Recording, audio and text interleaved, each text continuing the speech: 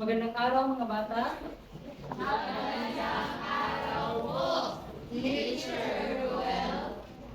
Para panimulan ng ating panalangin, Gaya, maaaring pumunta ka sa harapan at ng ating panalangin. Lalaba ang lahat sa ating panalangin. Oo.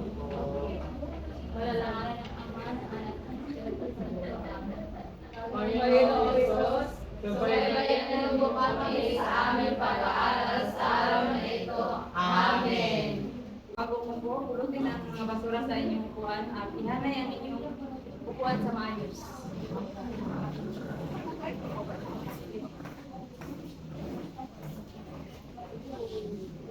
Okay, maaari na kayong umupo.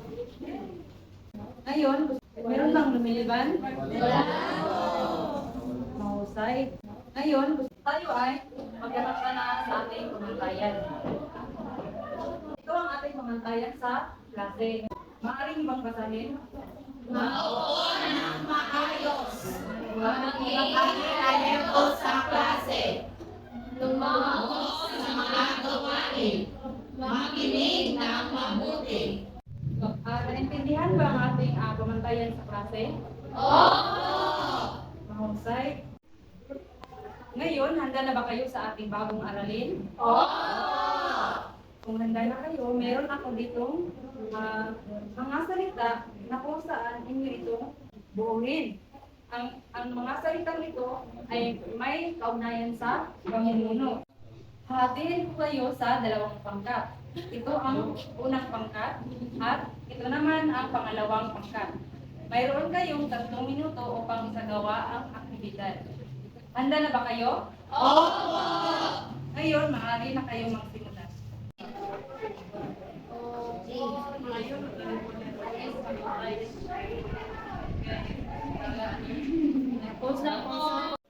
Ngayon, pumili kayo ng isang representante upang i-present ang inyong gawa. Magandang hapon po. Ang nabuo po namin salita ay Mari na kayo. Mari ka naman po. Ngayon, magtungo naman tayo sa pangalawang pangkat na magrepresenta. Sino ang inyong okay? Emily, i-representa ang inyong gawain.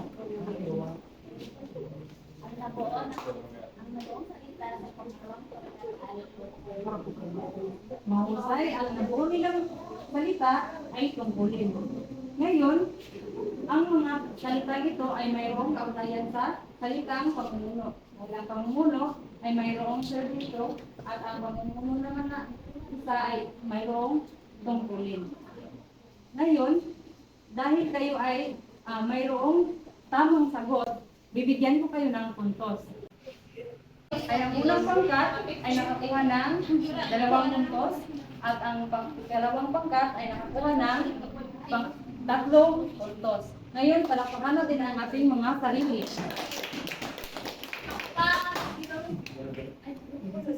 Ngayon, bago tayo dumako sa ating aralin, nais kong ipresenta ang ating layunin. Basahin ang ating layunin ngayong hapon.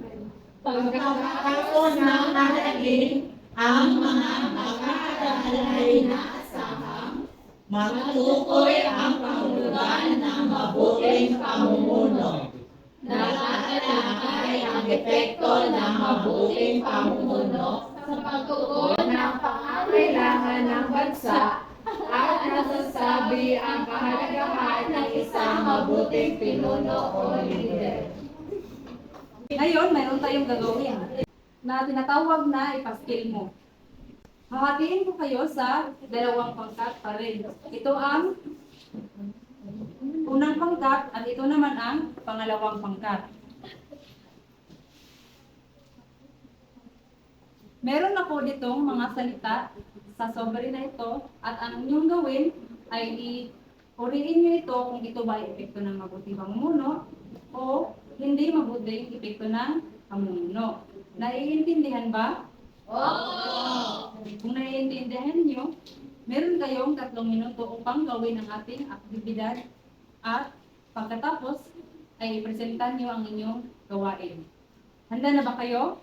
Oo! mahusay. Ito ang sa unang pangkat.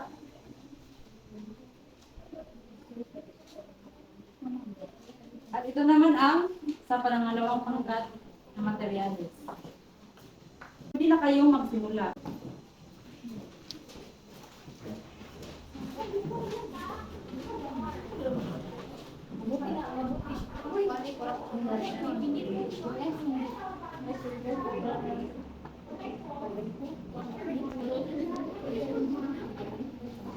Bang na po, teacher.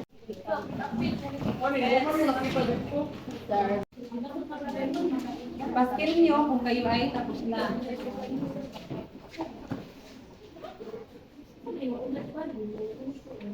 Ngayon, pumili kayo ng isang representante upang i-present ang inyong gawain. Okay, sure. At siya, mag-representa ka na. Magandang hapon sa lahat. Ito po ang aming ginawa ng unang pangkat. Masasabi po natin mabuti ang pamumuno kapag ito ay maunlad at hindi mabuting pamumuno kung may korupsyon. Magaling. Ngayon, magtungo naman tayo sa pangalawang pangkat. Sino ang inyong representante? Okay, Dan Paul, mag-presenta ka na. Magandang hapon mga klase. So, ang sagot po namin sa mabuting pamumuno ay maunlad. Tapos, sa hindi mabuting pamumuno ay may korupsyon. Magaling.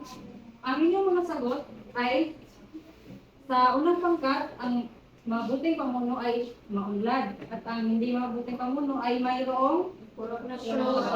mahusay. At ang pangalawang pangkat naman, ang mabuting pamuno ay maunlad pa rin at ang hindi mabuting pamuno ay mayroong Korupsyon. mahusay. Dahil kayo ay mayroong tamang sagot, bibigyan ko kayo ng puntos. Mahusay, palakpakan natin ang ating mga sarili.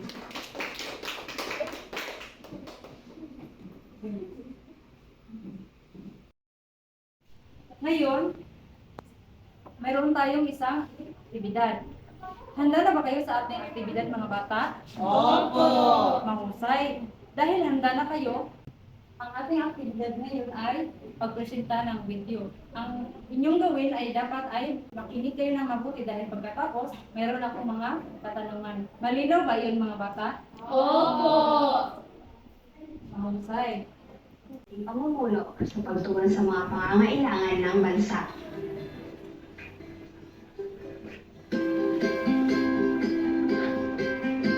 Learning is fun with K-12 lessons. Don't forget to subscribe.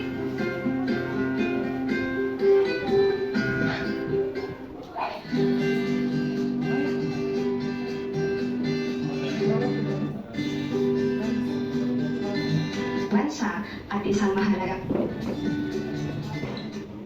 kahalagahan ng mabuting pamumuno. Mahalaga ang pag-unlad ng ekonomiya ng isang bansa at isang mahalagang salik sa pag-unlad nito ang mabuting pamumuno. Ang pamumuno ay isang proseso ng pagpapatunay ng otoridad at pagbubuo ng desisyon para sa nasasakupan o ng buong bansa. Ang pamumuno ay may kalakip-ling pananagutan at pagkikipagkaisa at pantay na pagtingin makatao man ito o mapapamahalaan. Ang isang mabuting pamunuan ay matatag at walang kaguluhan, may maayos na pangangasiwa sa mga yaman at patakaran, at may paggalang sa mga batas at walang katiwalian. Ang mabuting mamumuno ay tumitingin din sa mga aspektong nangangailangan ng tulong o atensyon at nakikinig sa boses ng mamamayan. Sa madaling salita, ang mabuting pamumuno ay may paggalang sa batas at sa nasasakupan. Mga epekto ng mabuting pamumuno. Makikita ang isang epekto ng mabuting pamumuno sa pag-unlad ng mga negosyo o kalakalan. Sa mabuting pamumuno, naayos maayos ang mga polisiya kung kaya't nakahihimok ng mas maraming mamumuhunan. Ngayon, mayroon akong katanungan. Aking mga katanungan ay ito. Ano ang kahulugan ng pamumuno base sa napanood niyong video? Emily? Ang pamumuno po ay isang proseso ng pamamahala ng isang bansa. Magaling. Maaari ka nang ako. Ang kanyang sagot ay ang pamumuno ay isang proseso ng pamamahala. Mahusay. Ang pangalawang tanong naman ay ang pangalawang tanong. Magbigay ng mga sektor na umuunlad kapag mayroong mabuting pamumuno. Sino ang makapagsasagot sa pangalawang tanong? Katsa? Ekonomiya po, sure. Mahusay. Ang sektor na umunlad kapag mayroong mabuting pamumuno ay isa na roon ang ekonomiya. At kabilang na rin ang mga edukasyon at saka tayusan sa ating lipunan. Ngayon, magtungo na tayo sa pangatlong katanungan. Basahin ang pangatlong katanungan. Ano ang mangyayari kung walang mabuting pamumuno? Ano nga ba ang mangyayari? Sino ang makasagot? Gilbert? Kapag walang mabuting pamumuno, maaaring maging lumami yung mga masamang tao dahil sa mga politikang korupsyon. Mahusay.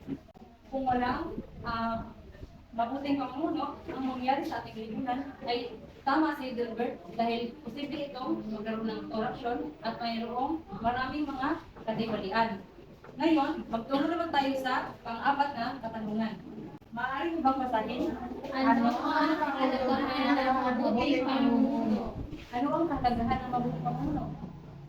Julina?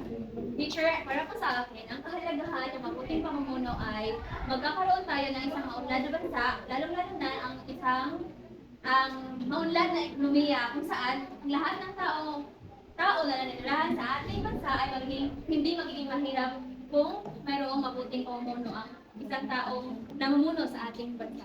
Mahusay ang kanyang sagot. Base sa kanya, kung ang kahalagahan ng mabuting pamumuno ay umuunlad ang ating bansa at walang katiwalian. Ngayon, naiintindihan ba? Opo! Ano ba kayong katanungan? Wala na po. Mahusay. Ngayon, magtungo naman tayo sa ating isa aktibidad. Bago yan, basahin mo muna ang mga panuto. Alam ninyo ang mabuting pamumuno ay may kaakibat ng positibong epekto sa ating pamilya. Ito ay ang mga susunod na sektor: edukasyon, kalusugan, transportasyon, at ayusan sa lipunan. Sa inyong grupo, gumawa kayo ng maikling pagsasadula o kaganapan na nagpapakita ng magandang epekto ng mabuting pamumuno. Maaari kayong pili ng isa ng mga sektor na aking nabanggit na gusto gawain yun ng pagsasadula. Ngayon, pumili na kayo sa isa sa mga sektor. Ito ay ang edukasyon, kalusugan, transportasyon, at ayusan sa lipunan. Meron kayong 3 minuto upang gawin ang aktibidad. Maaari na kayong magsimula. Naiintindihan ba? Opo! Magsimula na kayo.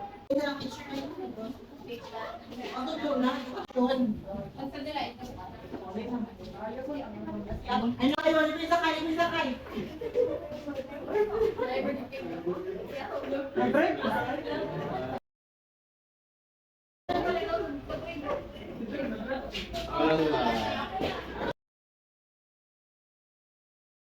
Mahusay. Ngayon, magtungo naman tayo sa presentasyon sa ikalawang grupo.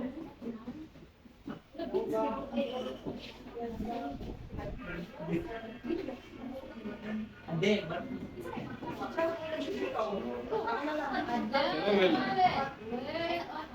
Adele Jimalin, with honor.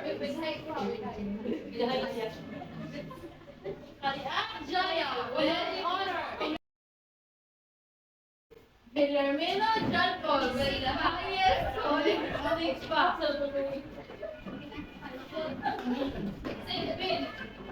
Pinakauna namin sa dula ay tungkol sa sektor ng edukasyon. Kung may mabuting pamumuno sa isang bansa, ang kanyang mga nasasakupan ay makapagtapos ng pag-aaral at makatulong sa pag-unlad ng ito. mahusay ang inyong ginagawang pagsasadula. Dahil dyan, bibigyan ko kayo ng tig-2 puntos.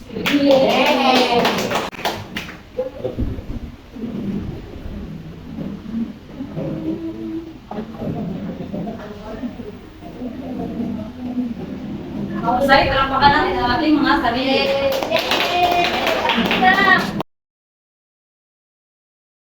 Ngayon, wala na ba kayong mga katanungan sa ating aralin ngayong hapon? Wala na po. Mahusay. Dahil dyan, magkaroon tayo ng pagdataya. Bumalik ka kayo sa inyong original na upuan at kunin nyo ang inyong bullet na papel upang inyong sagutan ang ating pagdataya. Ay na, panuto sa ating pagsusulit. Sa inyong sulat ang papel, sulat lamang sa padlang ang check kung ang pangungusap ay nasasaad ng mabuting pamumuno at X naman kung hindi. Mayroon kayong 3 minuto upang sagutan ang ating pagtataya. Pakipasa sa likuran.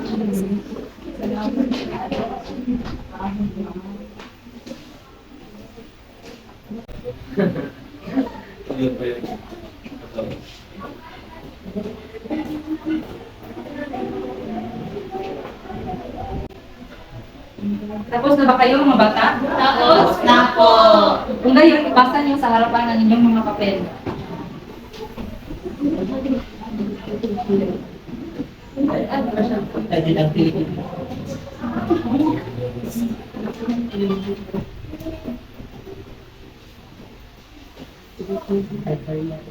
Mahusay ngayon, ating sagutan ang inyong mga aktividad. Kung kayo ba ay tamang ang inyong pagkasagot. Sa unang pangungusap, maaaring niyo bang basahin at sagutan? Pamumuno na itinataguyod ang karapatan ng bawat mamamayan at kinakanaginip ang pagkanan ng bansa. Ngayon, sino ang makapagsasagot sa pangungusap na ito? Marites?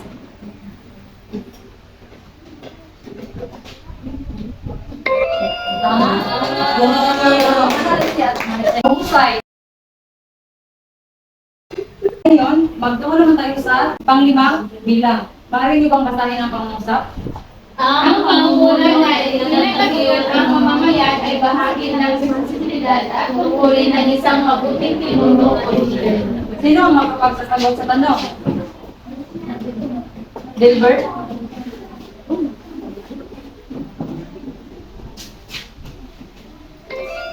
Mahusay. Ang sagot ni Delbert ay tama. Palakpakan natin si Delbert. Ngayon, para sa inyong takdang aralin, kumuha kayo ng inyong kwaderno at isulat sa papel ang takdang aralin. Bago yan, basahin niyo muna ang panuto. Sa inyong kwaderno, gumawa ng isang mind map na naglalahad sa epekto ng mabuting pamumuno. Naiintindihan ba ang panuto? Opo! Ngayon, bilangin na natin ang inyong mga score. Magsimula tayo sa unang pangkat. 1, 2, 3, 4, 5. Ang unang pangkat ay nakakuha ng 5 puntos. Ngayon, pagkawa naman tayo sa ikalawang pangkat. 1, 2, 3, 4, 5, 6. Ang ikalawang pangkat ay nakakuha ng 6 na puntos. Dahil dyan, ang nagwagi sa ating aktibidad ngayon ay ang ikalawang pangkat. Dahil dyan, bigyan ko kayo ng surpresa. Ito ang sa ikalawang ito ang sa unang pangkat at ito naman sa dito nagtatapos ang ating aralin mga bata. Paalam na mga bata. Paalam na po, teacher!